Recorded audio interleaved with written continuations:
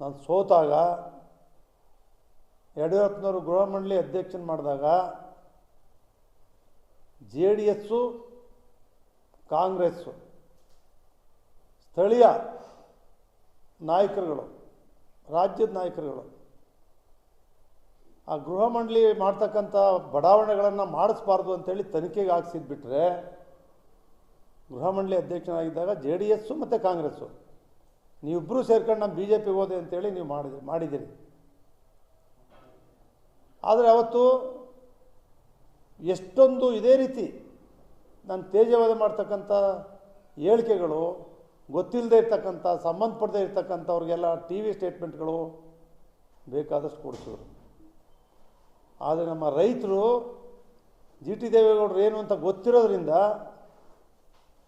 ಅವ್ರು ಯಾರು ಕೂಡ ಯಾವುದೇ ತನಿಖೆಗಳಲ್ಲೂ ಕೂಡ ಮಾಡಿಸಿದ್ರು ಕೂಡ ನಾನು ನಿಮ್ಮ ಕೈಲಿ ಫೋನ್ ಮಾಡಿಸಿಲ್ಲ. ಸಿದ್ದರಾಮಯ್ಯನವ್ರಿಗೆ ಗೊತ್ತು, 25 ವರ್ಷ ಅವ್ರ ಜೊತೆ ಇದ್ದೆ. ಒಂದು ದಿನ ಅವ್ರ ಕೈಲಿ ಪೊಲೀಸ್ಗೆ ಒಂದೇ ಒಂದು ಫೋನ್ ಮಾಡಿಸಿಲ್ಲ. ಕುಮಾರಸ್ವಾಮಿ ಅವ್ರ ಕೈಲಿ ನಾನು ಒಂದೇ ಒಂದು ಫೋನು ನಾನು ಕಂಪ್ಲೇಂಟ್ ಮಾಡ್ತಾವ್ರು ಕಾಂಗ್ರೆಸ್ನವರು ಅಂತ ಹೆದರಿ ನಾನು ರಕ್ಷಣೆ ಮಾಡಿ ಅಂತ ನಾನು ಯಾವತ್ತೂ ಹೇಳಿಲ್ಲ. ನನ್ನ ಮಗನ್ನು ನನ್ನ ಬಂಧಿಸ್ತಕ್ಕಂಥ ಜೈಲಿಗೆ ಹೋಗ್ತಕ್ಕಂಥ ಅಪರಾಧ ನಾವು ಒಂದೂ ಮಾಡಿಲ್ಲ. ನನ್ನ ಮಗ ನಾನು 20 ದಿವಸ ಜೈಲಲ್ಲಿ ಇರಬೇಕು ಅಂತೇಳಿ ರೇವಣ್ಣವ್ರು ಯಾರನ್ನ ಯೋಚನೆ ಮಾಡಿ ಹೇಳಿದ್ರು ನನಗಂತೂ ಗೊತ್ತಿಲ್ಲ.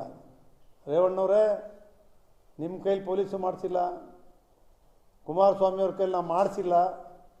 ಯಾವುದೇ ಮುಖ್ಯಮಂತ್ರಿಗಳು, ಮಂತ್ರಿಗಳ ಕೈಲಿ, ಯಾವ ಮಂತ್ರಿಗಳಾದರೂ ಸರಿ, ಚಿಕ್ಕವನಿಂದ ಸಣ್ಣ ಹುಡುಗನಿಂದ ಹಿಡಿದು ಇವತ್ತಿನವರೆಗೂ 54 ವರ್ಷ ಸಾರ್ವಜನಿಕ ಸೇವೆಯಲ್ಲಿರ್ತಕ್ಕಂಥ ನನ್ನ ಮೇಲೆ ಯಾರೂ ಕೊಟ್ಟಿಲ್ಲ.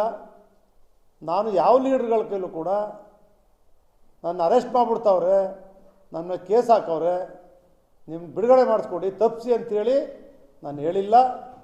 ರೇವಣ್ಣ ಹೇಳ್ತಾರೆ ಕುಮಾರಸ್ವಾಮಿ ಆಗ್ರಹ ಮಾಡಿದ್ರು ಅದಕ್ಕೆ ಬಂಧನ ತಪ್ಪಿತು ಅಂತೇಳಿ. ದಯಮಾಡಿ ಕ್ಷಮಿಸಿ ರೇವಣ್ಣವರೇ, ನನ್ನ ಕುಟುಂಬನೇ ಬೇರೆ, ನಾನು ಬೆಳೆದು ಬಂದಿರೋದೇ ಬೇರೆ. ನನ್ನನ್ನು ಅರ್ಥ ಮಾಡ್ಕೊಳ್ಳೋಕ್ಕೆ ನಮ್ಮ ಮನೆಯವ್ರ ಕೈಯಿಂದನೇ ಸಾಧ್ಯ ಇಲ್ಲ. ನೀವ್ಯಾರೂ ನನ್ನ ಅರ್ಥ ಮಾಡ್ಕೊಳ್ಳೋಕ್ಕೆ ಸಾಧ್ಯ ಇಲ್ಲ. ದೇವರಿಗೆ ಮಾತ್ರ ಗೊತ್ತು ನನ್ನ ಬದುಕು, ಹಾಗೆ ಬದುಕ್ತಾ ಇದ್ದೀನಿ ನಾನು. ದಯವಿಟ್ಟು ಈ ರೀತಿ ಅವನು ಜೈಲಿಗೆ ಹಾಕ್ಬಿಡ್ತಾಯಿದ್ರು, ನಾವು ತಪ್ಪಿಸಿದ್ದೀವಿ, ಈ ಹೇಳಿಕೆಗಳು ಜನರ ಮನಸ್ಸಲ್ಲಿ ಏನಾಗುತ್ತೆ?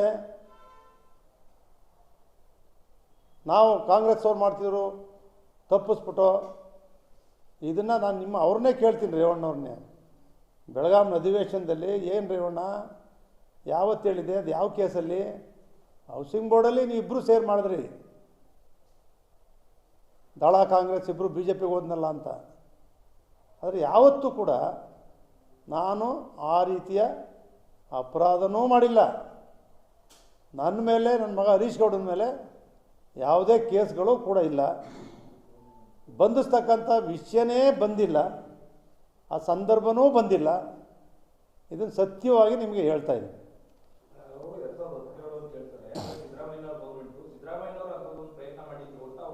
ಸಿದ್ದರಾಮಯ್ಯನವರು ಯಾವತ್ತೂ ಕೂಡ GT ದೇವೇಗೌಡರನ್ನು ಬಂಧಿಸಬೇಕು ಅಂತೇಳಿ ಸಿದ್ದರಾಮಯ್ಯನವರು ಸೇರಿದಂತೆ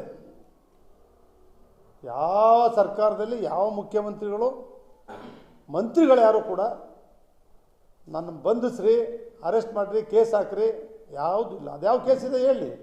ಕೇಸ್ ಇದ್ದರೆ ತಾನೇ ಅರೆಸ್ಟ್ ಮಾಡಬೇಕು. ಯಾವ ಕೇಸು ಇಲ್ಲ. 17ರಲ್ಲಿ ಸಿದ್ದರಾಮಯ್ಯ ಬಂಧಿಸಿ ಅಂತ ಹೇಳೋಕ್ಕೆ ಸಾಧ್ಯವಲ್ಲ, ಇದ್ದರೆ ತಾನೇ ಹೇಳ್ಬೇಕು. ಅವರು ಹೋರಾಟ ಮಾಡಿದ್ದೀವಿ ರಾಜಕೀಯವಾಗಿ. ಆ ಚಿಲ್ಲರೆ ಕೆಲಸ ನಮ್ಮಲ್ಲಿ ಆಗಿಲ್ಲ, ನಮ್ಮ ಜಿಲ್ಲೆಯಲ್ಲಿ ಆ ರೀತಿ ನಡೆದಿಲ್ಲ, ನನ್ನ ಮೇಲೂ ನಡೆದಿಲ್ಲ. ಸಿದ್ದರಾಮಯ್ಯನವರು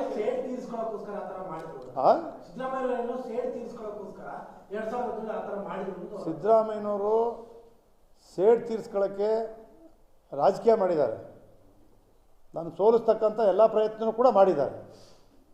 ಆದರೆ ವೈಯಕ್ತಿಕವಾಗಿ GT ದೇವೇಗೌಡನ ಮೇಲೆ ಕೇಸ್ ಹಾಕಿ ಅರೆಸ್ಟ್ ಮಾಡಿ ಯಾವತ್ತೂ ಕೂಡ ಹೇಳೋ ಸಂದರ್ಭ ಬಂದಿಲ್ಲ, ಹೇಳಿಲ್ಲ. ನನಗೆ ಅದನ್ನೇ ಅವ್ರು ಬೆಳಗಾವಿ ಅಧಿವೇಶನದಲ್ಲಿ ಬರ್ತಾರೆ. ನಾನು ರೇವಣ್ಣ ಭಾರಿ ಚೆನ್ನಾಗಿದ್ದೀವಿ, ಆತ್ಮೀಯತೆ ಇದೆ, ಒಟ್ಟಾಗಿ ಕೆಲಸ ಮಾಡಿದ್ದೀವಿ. ನಾನು ರೇವಣ್ಣವ್ರನ್ನ ಬೆಳಗಾವಿನಲ್ಲಿ ಕೇಳೇ ನಿಮ್ಮ ಸಂಪೂರ್ಣ ಮಾಹಿತಿ ಹೇಳ್ತೇನೆ, ಯಾಕೆ ಹಿಂಗೆ ಹೇಳಿದ್ದೀರಿ ಅಷ್ಟೇ ವಿಷಯ, ಬೇರೆ ಏನಿಲ್ಲ. ಧನ್ಯವಾದಗಳು ತಮಗೆಲ್ಲ.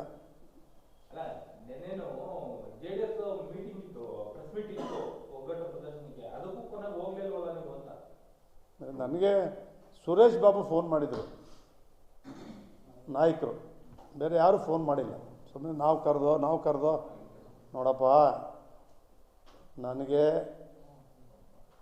ಚುನಾವಣಾ ಸಂದರ್ಭದಲ್ಲಾಗಲಿ ನಾನೇ ಪಕ್ಷದ ಮೀಟಿಂಗ್ಗಳಿಗೆ ನಾನೇ ಕರಿತಿದ್ದೆ.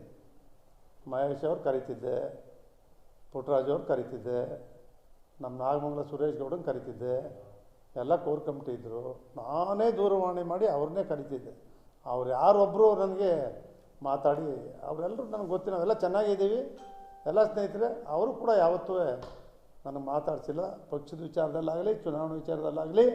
ಮತ್ತೆ ಪದೇ ಪದೇ ಸ್ಪಷ್ಟಪಡಿಸ್ತೀನಿ, ಯಾರು ಕೂಡ ನನ್ನ ಕರೆ ಅಲ್ಲಿಗೆ ನಿಮ್ಮ ವಿರುದ್ಧ ಯಾರು ಸಿದ್ದರಾಮಯ್ಯ ಯಾರು ಕೂಡ ಈ ಥರದ ಬಂಧನದ ಸೇಡು ಇಟ್ಕೊಂಡಿಲ್ಲ.